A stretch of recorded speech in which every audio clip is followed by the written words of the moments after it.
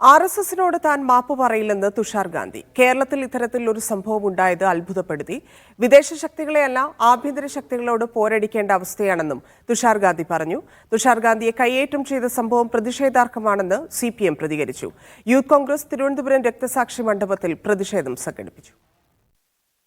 RSS ഇന്ത്യയുടെ ആത്മാവിനെ നശിപ്പിക്കുന്ന ക്യാൻസറാണ്. വിഷം വമിപ്പിക്കുന്നവരെ പുറത്താക്കണം. ആലുവയിൽ ഗാന്ധി സന്ദർശനത്തിന്റെ ശതാബ്ദി ആഘോഷത്തിലും തുഷാർ ഗാന്ധി നിലപാട് ആവർത്തിച്ചു. താൻ മാപ്പ് പറയില്ല. തന്നോട് മാപ്പ് പറയേണ്ടത് RSS ആണ്.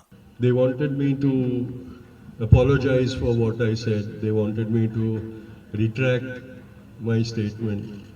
And I said I don't do that. ഗാന്ധിയെ കൊന്നവരുടെ മാനസികാവസ്ഥ കേരളത്തിൽ ചിലർക്കുള്ളത് ഗൗരവത്തോടെ കാണണമെന്നായിരുന്നു CPM സംസ്ഥാന സെക്രട്ടറി MV ഗോവിന്ദന്റെ പ്രതികരണം. നടന്ന സംഭവങ്ങൾ RSSന്റെ വർഗീയതയുടെ ഭാഗമാണ്.